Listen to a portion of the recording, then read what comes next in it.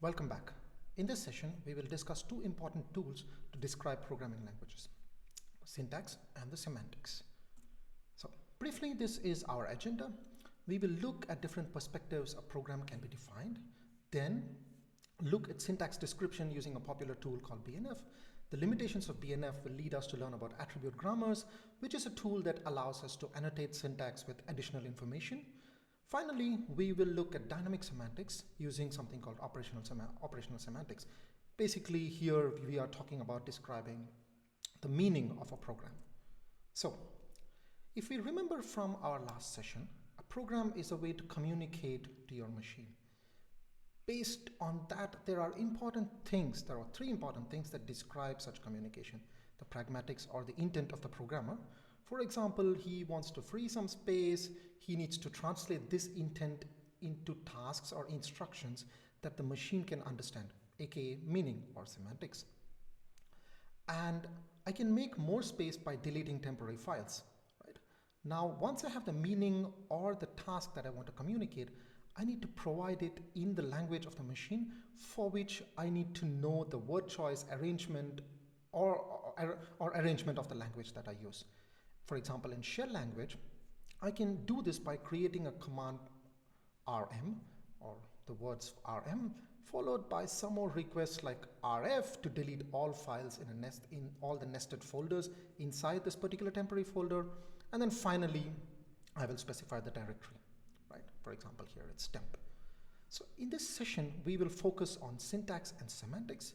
Formalizing pragmatics generally happens outside the programming phase of the software development lifecycle and involves people like business analysts and managers who use other tools than programming languages to specify and polish these. So, first things first. So in this subsection, we are going to look at syntax and a tool that allows us to specify syntax. So why do we need to formalize syntax or word arrangement? Mainly because there is a variety of people who need to understand how a program in a language is structured.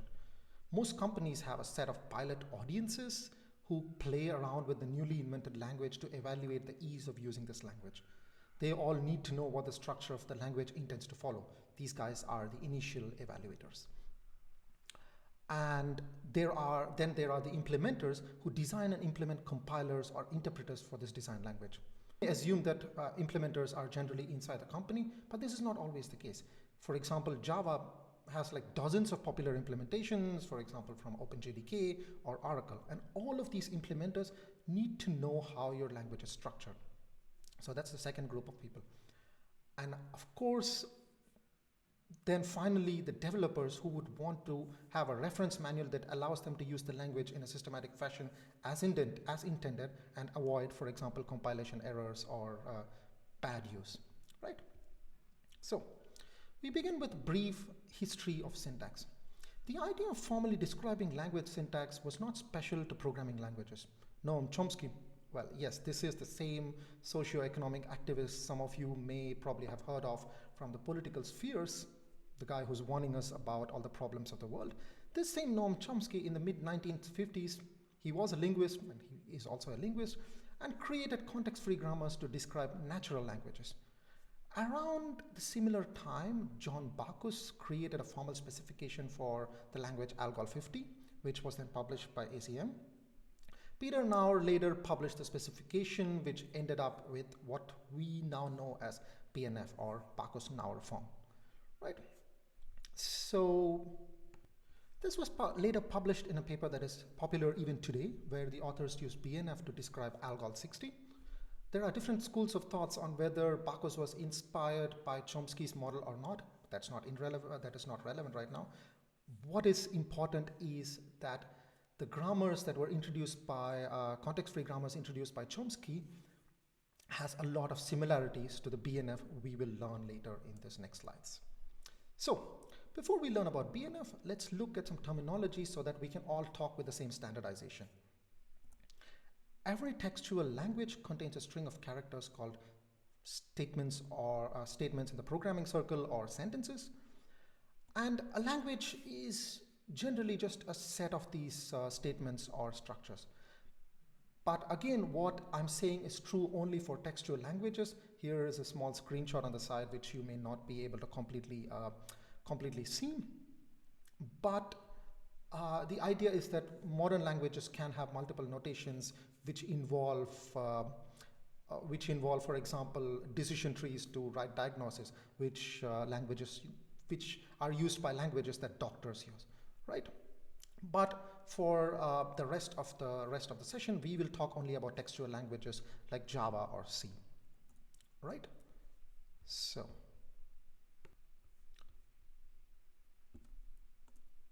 the lowest syntactic unit of a language is called a lexeme. By lowest here, I mean things that are atomic and don't have to be further split further to have a meaning for the particular language. Special words like return or constants fall in this category. By that definition, we can also say that a language is a set of lexemes and not a set of statements or sentences. And further, lexemes that belong to a particular kind or category these categories are called tokens, right? So for example, let's look at a small example here. So you have val equal to subval plus 20, and in this case, the val would be the identifier, equals would belong to the token called equal sign, subval is again an identifier, plus is a plus sign, and 20 is an integer literal.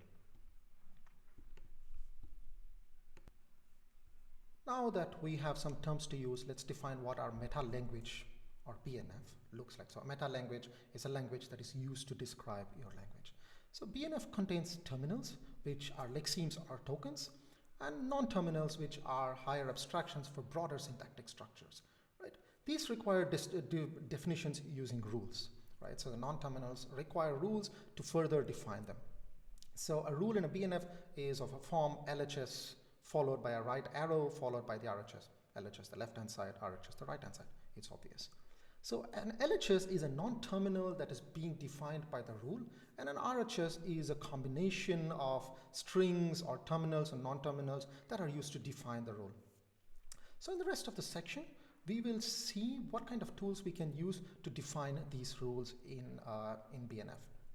So let's start with a few examples. Here, the first example is that where you want a rule to specify that any number is an expression, right? So let's use the notation nat, which would be a terminal in this case that represents a natural number. The rule would be expr.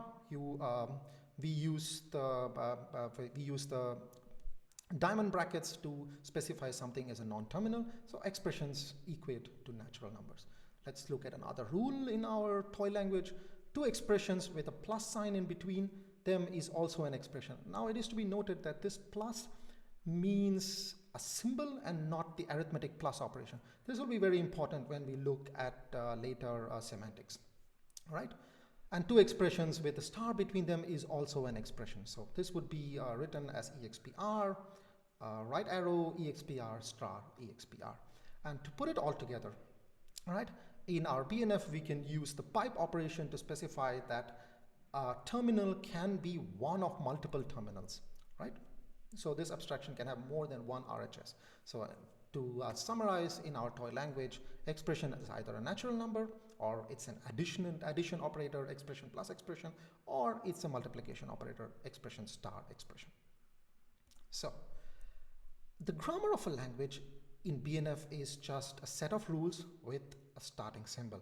Here our starting symbol is a program, and the starting symbol is relevant to when the grammar wants to make sense of actual input from the language, which we'll see in the coming slides. But let's see an example grammar. A program, here in our Toyl language, a program is just a bunch of statements, and a statement is a statement or a start statement followed by other statements. So this form of recursive definition using the pipe operator is used by BNF to specify lists. Whenever you have something which is a list of one terminal, which is a list of other non-terminals, one non-terminal, which is a list of other non-terminals or terminals, you would simply use the pipe operator and use recursion. For example, here, statements is defined using statements. And a statement here in our Toyl language, for simplicity, we will just allow assignment expressions. So a statement is of the form variable equal to expression, and a variable, again for simplicity, can be one of these four. The reason I'm using a simple Toyl language is that I'm going to use this language for further explanation of other concepts in BNF. So finally, an expression can be an addition or a subtraction, and a subtraction of terms, and terms can be either a variable, a var, or a constant. So constant is defined. Obviously, it's constants in any particular type, for example, integers, strings, whatever, right? So they are terminals here. So now I mentioned that every grammar has a start symbol, and this is quite useful.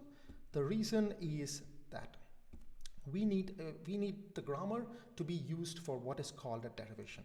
The starting symbol is used to derive sentences of this language from the grammar. So a derivation is simply an application of rules of this grammar, starting with the start symbol, one rule after another, to arrive at a valid statement in that particular language. And every derivation can be either leftmost or rightmost. And these are, the definition is leftmost derivations are the one where we replace when we are doing our derivation, we will replace every leftmost non-terminal and continue on the same. The symbol arrow with equal sign is read as derives. Now let's look at an example of a leftmost derivation in our language. This is again a derivation, right? To arrive at one valid statement in our language. So here we start with program, and a program, obviously, if you remember, it has only statements, so we pick that. There is only one left-hand side, and then statements can either be a statement or a statement followed by other statements. For simplicity, we look at a derivation which is just one statement, so we pick statement. And a statement, right now we don't have a choice to make because there is only one kind of statement, var equal to expression, and then now is where the leftmost derivation part comes in. So you have two non-terminals here, var and expression. So we'll pick var here and pick one derivation out of it. It can be A, B, C, or D. We pick A, so A equal to expression. And at this point, you have only one non-terminal, expr, and then we can either pick an addition or a subtraction. We pick addition here, A equal to term plus term. And then we now pick the left term to derive further. So A becomes var plus term. We have chosen var here. We could have chosen a const too. That we'll see in the next term. So A, and for var we expand. So still we have to continue expanding this var instead of going to the next term because we have a leftmost derivation, right? So A equal to a var can be whatever. This time we pick B plus term, right? Now for this term we'll use, there's only one non-terminal here, and we'll just expand it using const. So finally we've used the leftmost derivation to use our grammar to derive one valid sentence, which is A equal to B plus const. In the rest of the lecture, I will be using sentences and statement interchangeably, and they mean the same thing. Right. So now we look at what is a parse tree. Every rule in a BNF actually represents a hierarchical tree. This is a desired feature of grammars in BNFs because, as you will see in the later slides, later lectures, this makes visualization, analysis, constraint checking, all of it much easier, right? In the parse tree, internal nodes, like for example, the ones that are not leaves, every tree has, for those of you who don't know, every tree has a bunch of roots which then eventually lead to a leaf. The leaves are terminals and internal nodes are non-terminals. So essentially you can parse the tree from top to bottom to arrive at a derivation of the valid snippet of the language at the leaf, right? So here the same derivation that we saw before of A equal to B plus const, it has been represented as a hierarchical tree, this whole derivation. You start with program, then we go to statements, then a statement, then var equal to expression, so on and so forth. Okay. So now, as I mentioned before, parse trees are useful for performing analysis and checking, and you can perform a lot of different kinds of checking, but the one check that we will see as an example is the check for ambiguity. So ambiguity checking can be So this is also a motivation on why you should use BNF to define your language prior to implementing things, right? So once the syntax of the language is designed, we can check for ambiguities at the start before evaluating our language. So essentially, ambiguity in a grammar is ambiguous if and only if one generated sentence has two or more parse trees, right? So let's look at a simple, a more simple language, which we saw before, where an expression can be either a natural number, addition, or multiplication, right? Now let's look at the simple expression 1 plus 2 star 3. You can have two different parse trees that represent the same derivation. So you can derive 1 plus 2 star 3 by using expression, and the leftmost derivation there is an expression, and the rightmost is directly evaluated a constant, which is 3. But you can also do it the other way, where you start with expression and the rightmost right side is evaluated an expression and the left side is evaluated a constant. This would lead into two derivations. One is 1 plus 2 star 3 or 1 plus 2 star 3. So what we have seen right now is using the grammar along with a parse tree to derive one expression in two different forms. Once you're able to do this, this means that your grammar is ambiguous and you need to go back to the drawing table and redesign your language. Right? Now we have seen ambiguity. We'll see how, let's say your grammar is ambiguous, how you can resolve these ambiguities, right? There are multiple ways ambiguities can be removed once detected. One such way is to use extra non-terminals. So in our earlier example, we will use an extra non-terminal specifically. So we have expressions which do additions, but we will have a special non-terminal called term, which will be used for multiplication. So essentially we are separating out multiplication and addition using two different non-terminals. So here term, which is used for multiplication, will be term star multiplication factor, or it can simply be a multiplication factor, which is again going back to an expression. So you can use this to combine additions and multiplications in your language without having any ambiguity, right? Now, so BNFs, although powerful, have some inconveniences, and many extensions have been proposed for the same. All such extensions are called eBNFs. Here are some popular extensions, right? So generally these extensions to the BNF are used to improve readability and also convenience, right? So there are three main extensions. There are of course many more. One is to have a square brackets to specify what is an optional part. Now imagine the grammar rule for if statements. It would be if statement is keyword if followed by an expression inside brackets, then another statement, or which is again a block of statements, and there could be an else part, which is else statement. Now the else part is optional, so you would surround it with the square brackets. This is one extension to the BNF used to specify optional parts. The second thing is to specify alternate parts, right? So we already saw one example of that. A term can be an addition or a subtraction, and in eBNF you can specify this using a bracket and using the pipe operator, saying a term is a term followed by either a plus or a minus and then a constant, right? So and you would put these inside a bracket using a pipe symbol.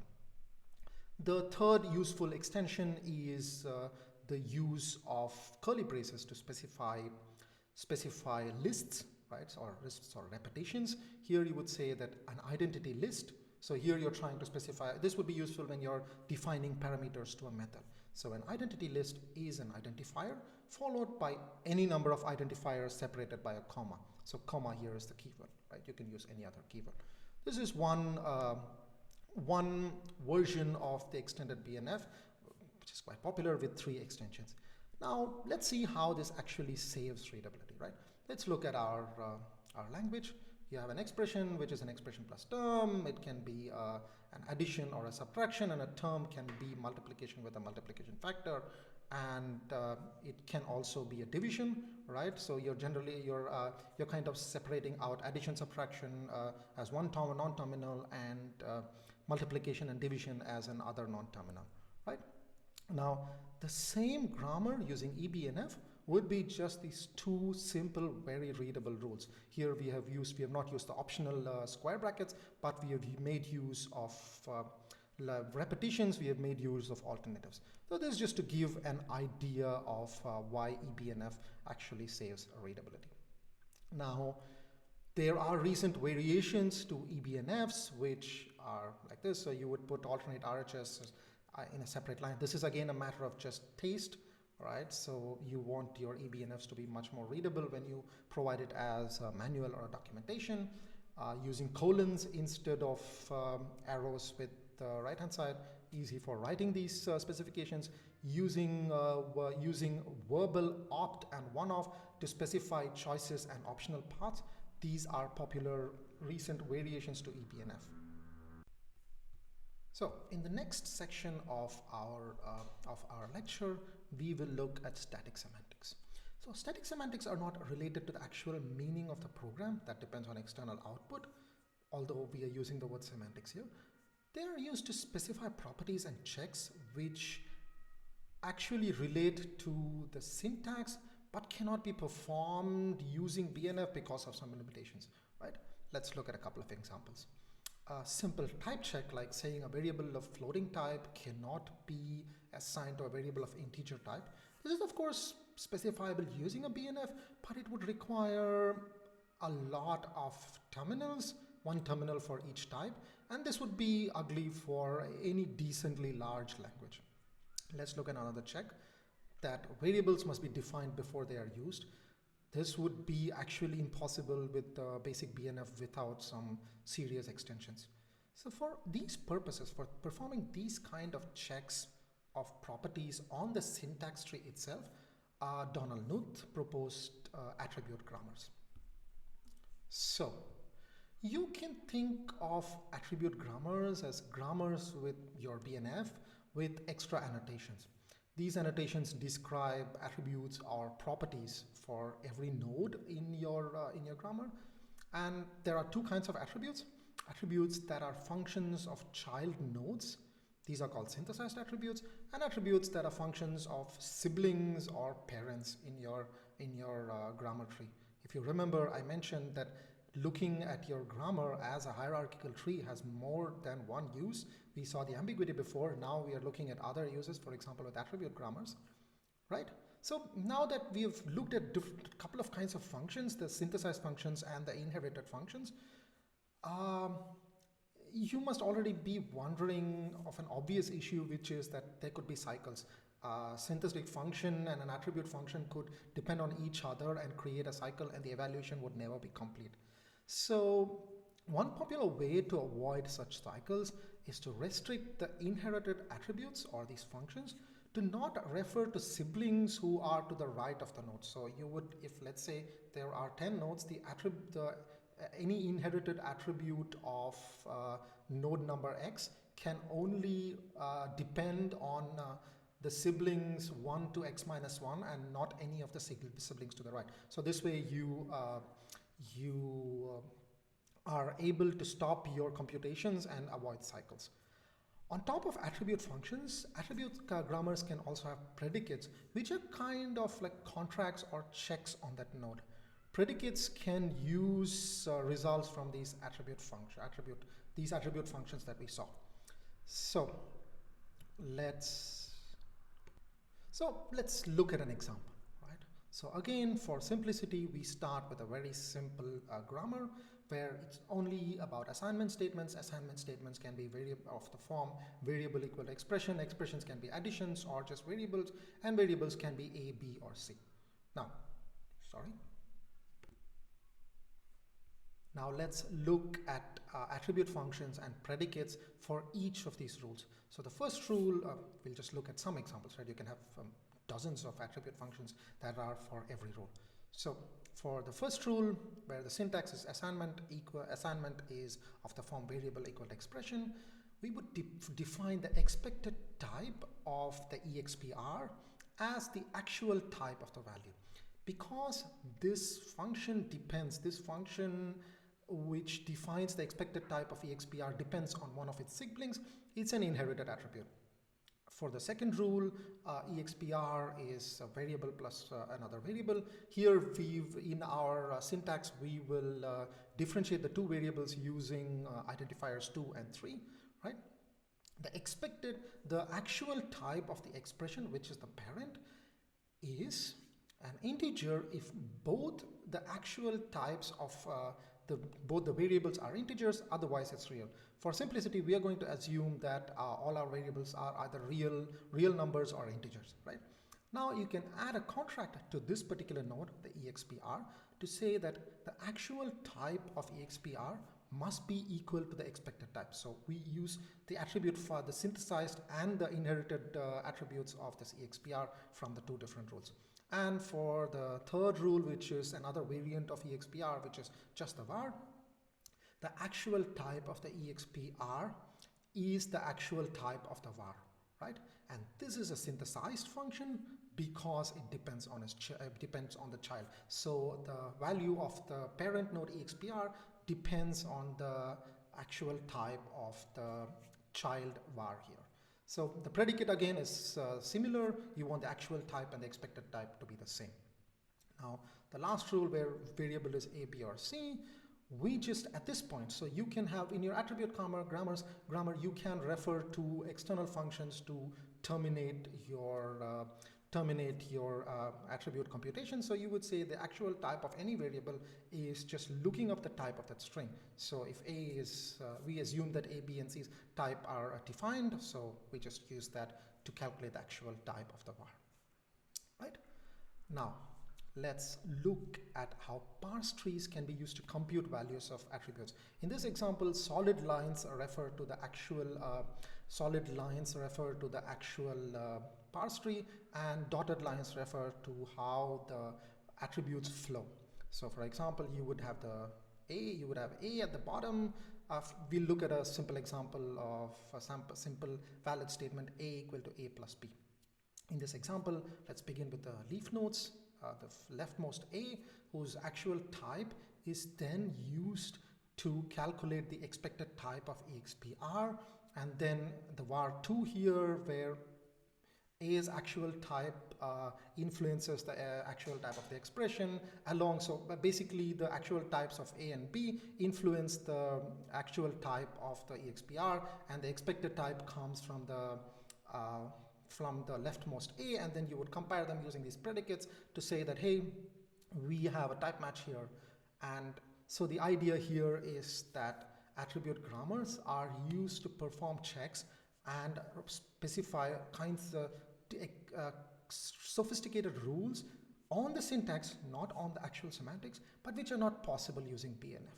So of course, starting from attribute grammars and also semantics, these are topics for which one can actually have a complete course or write complete books. There are actual books that talk about each different kind of semantics that I'll show, and the attribute grammars. So going into the details of it is beyond the scope of this session, and also the scope of this course, which is to provide ideas about high-level concepts of programming languages. So, in the final section of this lecture, we will look at semantics using one kind of semantics called natural operational semantics. So, why do we need formal notations of semantics? That's because we want to formally, or at least attempt to formally specify what programs mean. So consider this statement: print inside brackets 32767 plus 1, right? Which of these outputs are valid? Well, depending on the language and the intention behind the language, it can be one of many different things. If your language is just going to evaluate this into an addition, it would be 32768. But for example, let's say for some reason your language does not support numbers at all, it has only strings, well, it would just print what is specified. Maybe your print is a special version of the print, right? Or it can even evaluate to minus 32767 because your architecture or your language does not support beyond the max value of 32767, so it would cycle back to 32767. Or for whatever reason, your language is a dialect of a strange or of a very niche niche natural language which only uses forms of Trololo, right? So of course it's funny, but the point is that semantics provide ways, formal semantics provide ways for a developer, for language designers to specify what a particular thing in their language means, right? So for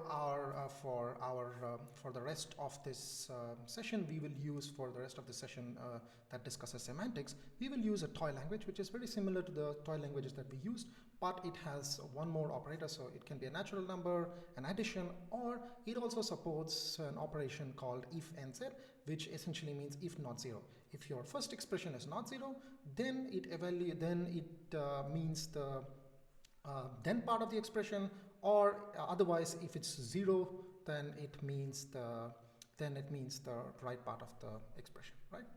So some examples here: if you just provide 5, it means the program means 5. If you provide 5 plus 27, the program means 32, which would add the two numbers. It means arithmetic addition. And if you provide if not 0, 5 plus 2, then 1, else 2, it would say 2, because 5 plus 2 is actually not 0, right? So but of course we have given examples, but for large, this is one way to specify the meaning of your language or semantics. But for any decently large size language, you cannot systematically just give thousands of examples and just say this is what my language means, right? So it would explode.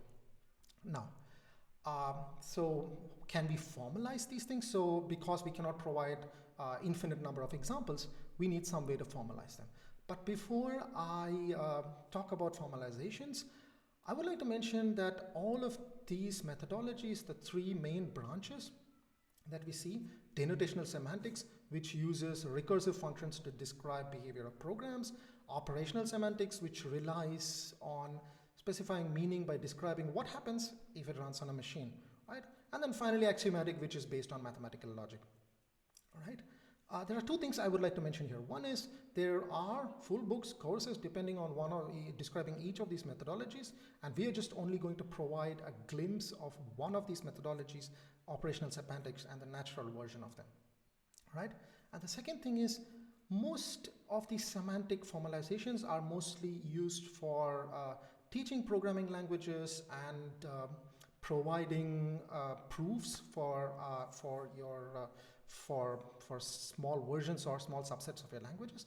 Such semantics are generally modified, or the organizations have their own way of specifying semantics and generally do not adapt pure versions of these semantics, right?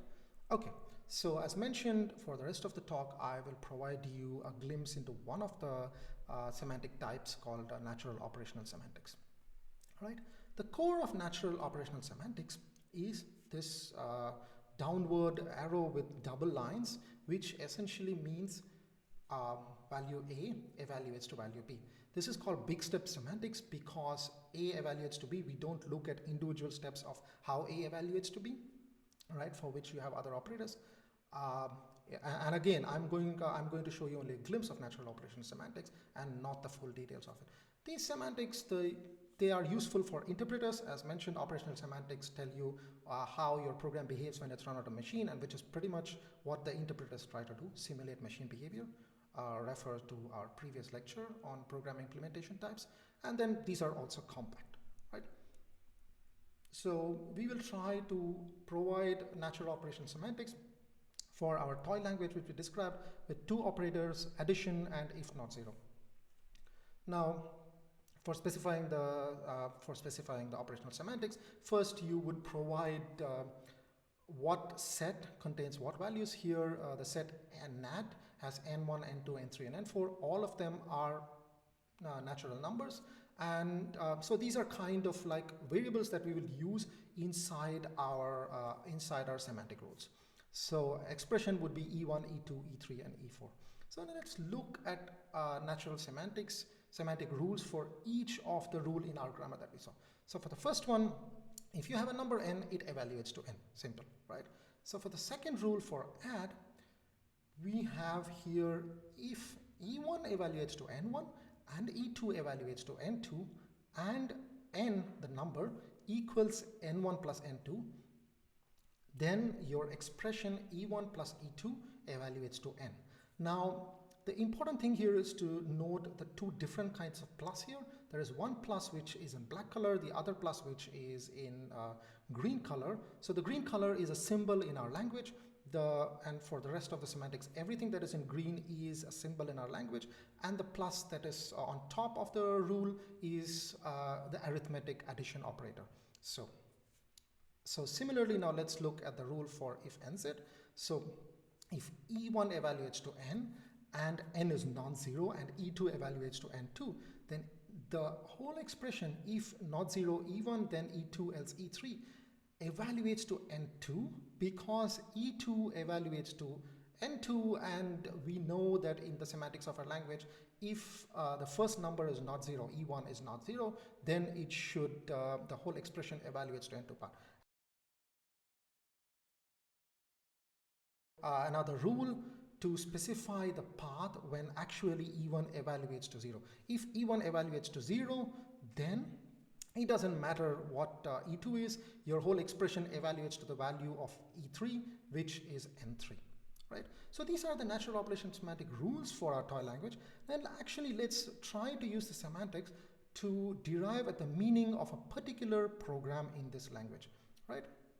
Now let's look, the program is specified at the bottom, which is if not 0, 3 plus 2, then 1, else 0. Now we want to find out what this whole statement in our language means. So first thing is, we will try to evaluate what 3 plus 2 means.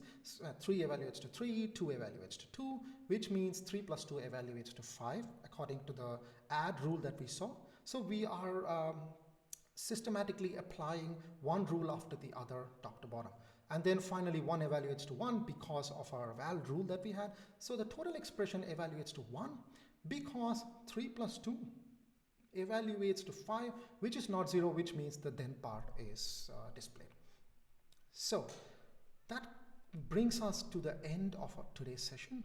In summary, we saw two important aspects to describe programming languages. One is the form, the other is the meaning. For form, we saw syntax and looked at BNF and variations thereof. We looked at the limitations of BNF and learned a little bit about attribute grammars.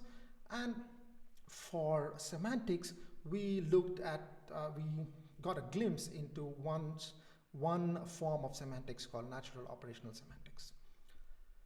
So thank you, and I am looking forward to meeting you all in the next session.